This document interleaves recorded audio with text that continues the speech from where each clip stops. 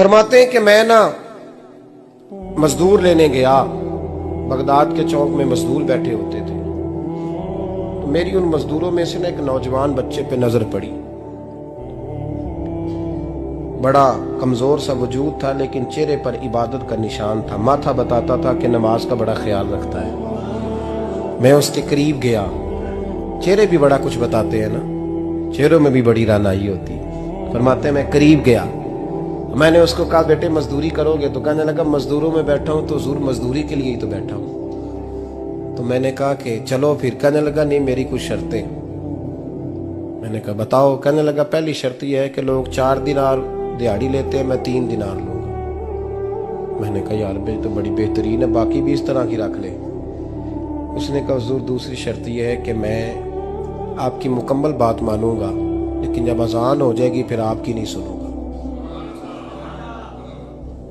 तीसरी बात उसने ये की कि हुजूर मैं आपके घर में काम करूंगा पर आपके किसी सवाल का जवाब नहीं दूंगा। कहते मैंने कहा यार तू बड़ा अजीब है, शर्तें तो मालिकों की होती हैं। कहने लगा जी बहरहाल मैं शर्तें लगा के जाता हूं। फरमाते हैं मैं उसे घर ले आया, काम मैंने उसको बताया, तो जो काम मजदूर सारे दिन में करता है ना उसने 2 घंटे में ही कर दिया। हमारे मजदूर सिगरेट पीने में भी तो आधा घंटा लगाते हैं, वो चाय पीने जाएं तो पौना घंटा वहां। उनको भी तो दयानतदारी करनी चाहिए कि नहीं करनी चाहिए? ने मुआहदा किया है ना जी, तो पूरा उतरना चाहिए ना। कहते 2 घंटे में। अब काम जब बंदा शुरू कराता है तो काम और निकल आता है। कहते काम मैंने उसको और बता दिया, वो करने लगा। उसने मिट्टी निकाल के रखी थी बाहर रास्ते में, तो अजान हो गई जोर की। उसने वहीं कुदाल छोड़ी कही और चलने लगा। तो मेरा बेटा कहने लगा इसको जरा बराबर कर दो। कहने लगे चुप कर जा, तेरे बाप से बात हुई थी, जब अजान होती है तो मैं किसी और की नहीं सुनता, सिर्फ अल्लाह रसूल की सुनता हूं। कहते मस्जिद चला गया, नमाज पढ़ के आया तो दोपहर का वक्त था। मेरी बीबी कहने लगी इसको को खाना खा ले। कहते हमने कहा खाना खा लो, तो कहने लगा मैंने रोजा रखा हुआ, रमजान भी नहीं था, नफली रोजा रखा हुआ। फरमाते हैं शाम हुई, मैंने 3 दिनार दिए, तो मैंने कहा तेरा नाम क्या है? कहने लगा मैंने आपसे कहा था मैं किसी सवाल का जवाब नहीं दूंगा। तो वो चला गया। अगले दिन मैं फिर लेने गया उसे, काम कुछ और निकल आए, तो लोगों ने बताया वो सिर्फ हफ्ते वाले दिन आता है। मैंने कहा क्यों? कहने लगे जी वो कहता है मेरा हफ्ते का खर्चा 3 दिनार है, जब 3 दिनार कमा लेता हूं तो बाकी सारा टाइम अल्लाह रसूल की जिक्र में गुजार दिया करता हूं। फरमाते हैं जी अगले हफ्ते मैं फिर लेने गया, मैंने पूरा हफ्ता इंतजार किया कि काम उसी से कराना है। मैं जब गया तो मैंने कहा चलो। कहने लगा मेरी शर्तें याद है ना? और मैंने कहा याद है भाई, साथ चल। फरमाते हैं काम कराया, 2-3 हफ्ते वो आता रहा। एक हफ्ते में गया तो लोगों ने कहा हुजूर आज नहीं आया। क्यों? कहने लगे बीमार हो गए। कहाँ घर है? कहने लगे बगदाद के कब्रिस्तान के पीछे जो कच्ची आबादी है उसमें रहता है। फरमाते मैं गया, दरवाजे पे दस्तक दी तो कहने लगा हुजूर आप हैं? दरवाजा खोला है, आ जाइए। फरमाते हैं मैं अंदर गया तो मैंने कहा तुम्हें कैसे पता चला मैं आया हूं? कहने लगा हुजूर अल्लाह वाले हो, आप नहीं आना था, वरना अमीर तो गरीबों का पता लेने कोई नहीं आते।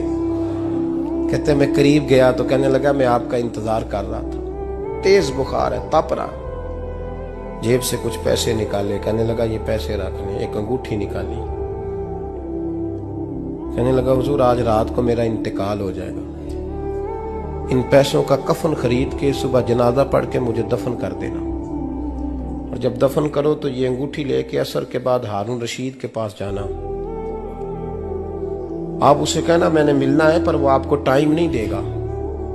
आप उसको आवाज दीजिएगा कि तेरी एक अमानत है मेरे पास, फिर वो आपसे मिलेगा तो अंगूठी दे दें, फिर आप मेरी तरफ से फारिग हैं। हजरत फरमाने लगे तेरा नाम?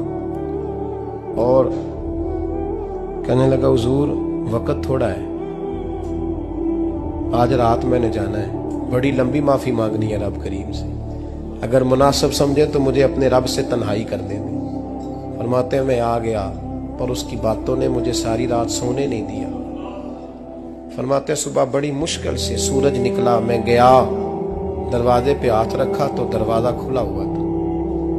अंदर दाखिल हुआ तो खुशबुएं मेरा इस्तकबाल कर रही थी। जब चेहरे से कपड़ा हटाया तो उसका तो इंतकाल हो चुका। इंतकाल हो चुका है, ऐसे है जैसे किसी का दीदार करके सोया। कहते मैं तो 2 आदमी ले गया था जनाजे पे, पर पता नहीं दुनिया किधर किधर से आई, कहां कहां से। अखां जदों मीटियां जमाना मैनू रोवेगा, अपना ते अपना बेगाना मैनू रोवेगा। फरमाते हैं मैं तो 2 बंदे ले गया था, पर पता नहीं मखलूक कहां कहां से आई। जनाजा पड़ा, दफन किया। हारून रशीद के पास में असर के बाद गया, मैंने बुलाना चाहा पर बादशाह था, मेरी तरफ देखा ही नहीं। मैंने उसको कहा तेरी ये अमानत मेरे पास है। फरमाते हैं वो मुझे कोने पे ले गया, क्या बात है, कमरे में बुलाया, मैंने अंगूठी दी। हारून रशीद तो चीखे मारने लगा, कहने लगा अंगूठी वाला कहाँ है? मैंने कहा वो तो इंतकाल कर गया। कहने लगा मुझे कब्र पे ले चल। कहते मैं कब्र पे लाया तो वो लेट गया, तड़प के रोने लगा। मैंने कहा मेरा कलेजा फट जाएगा, ना उसने कुछ बताया ना तूने बताया, ये कौन था? तो हारून रशीद कहने लगा ये मेरा बेटा था। मैंने कहा तेरा बेटा और मजदूर?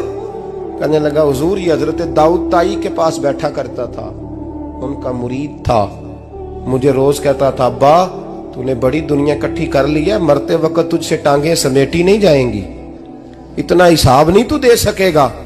मैं इसको समझा देता, इसकी अम्मा समझा देती। ये रोज हमें कहता छोड़ दो, आ जाओ अल्लाह रसूल की बारगाह में झुक जाएं। हम समझ। एक दिन ये चला गया, कहने लगा फिर तुम्हारा रास्ता और है और मेरा रास्ता और है। ये सोने की अंगूठी गलती से इसके पास रह गई, गलती से हीरे की अंगूठी चली गई।